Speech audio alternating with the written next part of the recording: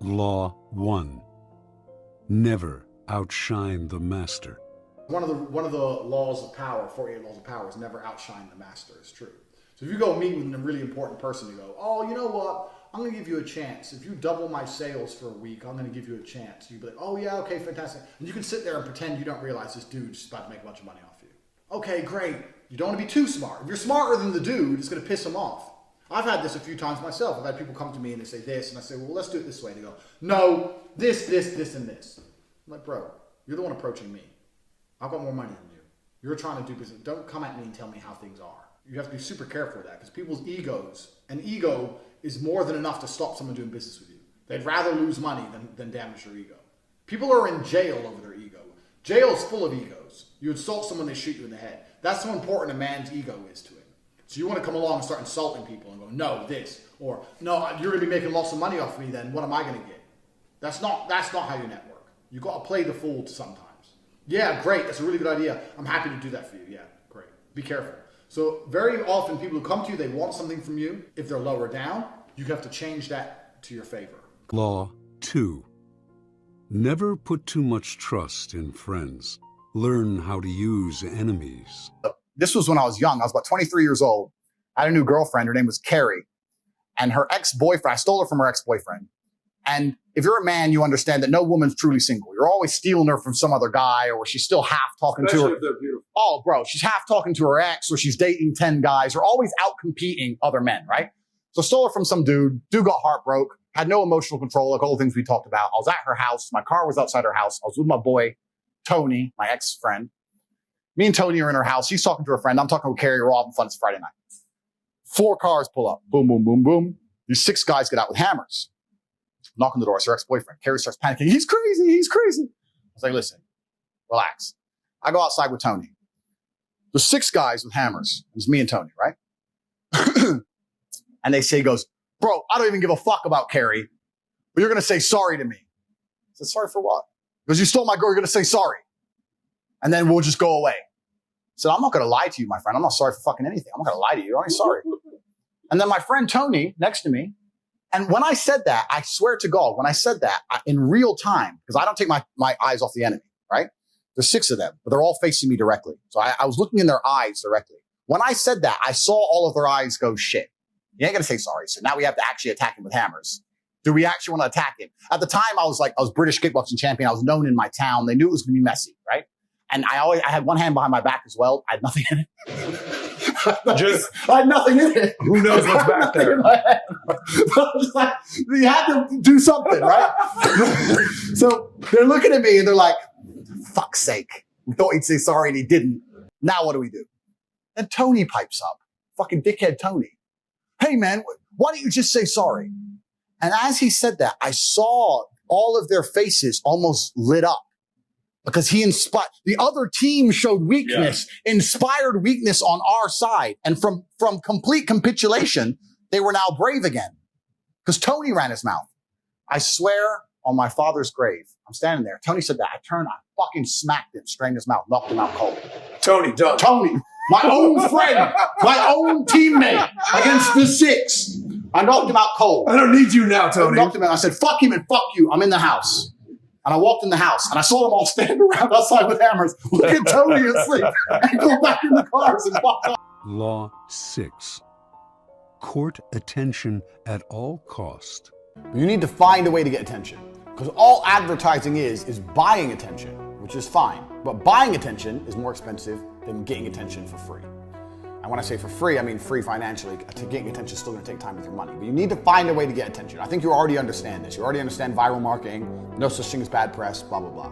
But finding a way to get attention is a fantastic way to start generating money. Now, what most people do is, you see a lot of people, they find ways to get attention, but they don't monetize it. So for this, I'm going to put in an example of my Star Wars thread. We're going to start putting it on the screen now. When you look at my Star Wars thread, I said something that pissed off the nerds. You can see I pissed off the nerds. It started to go viral, started to get traction. And for every single tweet afterwards, all I'm trying to do is promote my website. I'm doing it in a funny way. I'm doing it in a way that annoys them. I'm doing it in a way that's going to get some interaction. But I'm still trying to promote my website from start to finish. That is the end goal. Get attention, and then do not be afraid to shamelessly sell. Law 7. Get others to do the work for you, but always take the credit. Kind of one thing grew to another, and I moved back to England, started a webcam company, and it just exploded. I ended up with 75 girls working for me and became a multimillionaire. So that's how it went. 10. Infection. Avoid the unhappy and unlucky. Everybody understands that you're the sum of the 5 people you spend the most time with. Everybody understands that. Dan Pena. Everybody understands that. But they understand that and still hang around with fucking losers. True. It's like, is that not the ultimate mark of being a dumbass? If you understand that that's the truth and you don't create your friendship and create your reality, Yes. then you're a loser. Law 12. Use selective honesty and generosity to disarm your victim. Legacy to leave a positive influence on the world, and I've been doing charity work for over 5 years. Post my unfair, unjust incarceration. Post that, I've made it more clear the charity work I'm doing. But this is once again, very interesting. I spend $25 million a year feeding children. Men, male children, and female children. In Turkey, and Syria, and Iran, and Iraq. I literally spend $25 million a year feeding children. Law 13. When asking for help, appeal to people's self-interest, never to their mercy or gratitude. So you have to completely understand this and understand the mutual benefits. Nobody's going to do anything with you if there's not a benefit for them. So at the beginning, if someone's really high value, sure, let them exploit you to a degree. Make sure the benefit is in their court. But once you've proved competence, that can change quickly. Once you've proved yourself to be competent, then they're going to want you. Then things change. If you're the dude who doubled sales, they're going to want you around. Law 17. Keep others in suspense. Cultivate an air of unpredictability. And now that I'm like the most famous rich man on earth, how could I not be one of these people? I'm a climate change activist. This is what I've always wanted to be. So I am now officially letting the world know that I'm a climate change activist. Greta, let's squash the beef. I'm sorry. I'm on your team. I'm going to take a jet to Sweden, and we're going to talk about it. I'm going to jet back in the same day so we can plan how to make sure that the losers at the bottom don't eat meat and eat the bugs and live in the pods. Then I might jet over to LA, have a conversation with Leonardo. Me and him could talk about climate change for a while. Then we'll jump on one of our jets, or we could take separate jets, it doesn't matter, and we'll fly to the Mediterranean and we'll jump on his yacht and talk about it some more. I better not see any of you, all you fans who come up to me and ask for a photo, all you people who go, oh, Top G, I'm a fan of yours, can I have a picture? If I see any of you fucks with a plastic straw, I'm going to strangle you to death on the fucking spot with my bare hands to save the earth. I'm a climate change activist of the most extreme kind, the violent kind. I'm a violent climate exchange activist. Law 25. Recreate yourself. Do not accept the roles that society foists on you. Recreate yourself by forging a new identity, one that commands attention and never bores the audience. Personally, I'm an atheist. And when I say I'm an atheist, people seem to be a bit confused by this. I don't know why that surprises people, but I'm absolutely and utterly an atheist. And the reason I'm an atheist is because I believe that there is no grand plan. There's no God in the sky looking out for me. I don't believe that there's anyone here to save me on this planet or in the sky or anywhere else. Great life, you're doing everything you're supposed to do, but deep inside, when you look in the mirror at night, you know you are sad. And you are sad because your soul hurts, because you need God. When God becomes your ally, then no mortal man is worth fear or even respect. I will destroy any mortal man on the planet. I fear one person, and that is God alone. So God just broke your heart on purpose to show you that the way you're living your life and the man you are simply are not good enough. What have you changed since? You need to get up and work so hard that even in the eyes of God, he is proud of you. Law 27. Play on people's need to believe to create a cult-like following. People have an overwhelming desire to believe in something.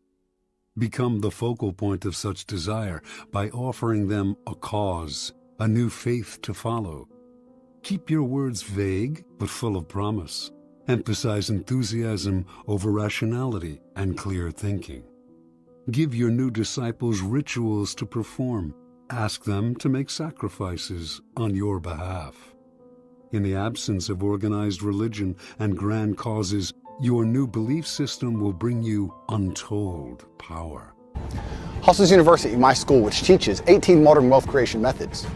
We're an online educational platform which teach people how to make money so they can break free. It's an unfortunate reality that if you want to be free from the matrix, you're going to need money to do that. It's very difficult to do if you're poor. And that is what we teach. Not only the ways to get rich, but also the mindset you should have once you're rich to ensure you're never a slave again. Law 28. Enter action with boldness. If you are unsure of a course of action, do not attempt it. Your doubts and hesitations will infect your execution. Timidity is dangerous. Better to enter with boldness. Any mistakes you commit through audacity are easily corrected with more audacity. Everyone admires the bold. No one honors the timid. You're not going to. Yeah, World War II, who won? Yeah, We won. We won. Last 15 fights I've won by knockout, you're next. Yeah. Oh, I'm next. Yeah, Okay, you we will see. 60K over here. I'm going to knock him out within 2 rounds most, and whoever I have next I feel sorry for. Good shot there from Tate. He did save the second round. Law 32. Play to people's fantasies. The truth is often avoided because it is ugly and unpleasant. Never appeal to truth and reality unless you are prepared for the anger that comes from disenchantment. Life is so harsh and distressing that people who can manufacture romance or conjure up fantasy are like oases in the desert. Everyone flocks to them. There is great power in tapping into the fantasies of the masses. Everything I was telling you earlier about wanting to be innocent.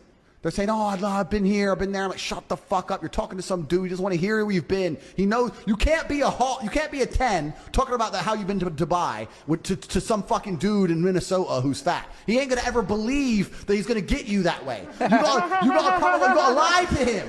You got to lie to him. She's like, lie and say what? Say that you've never been anywhere because you don't trust men. You can't find a man who's serious. Make him think that if he's serious about you, that nothing else matters. Wow, you got to put a famoose on it.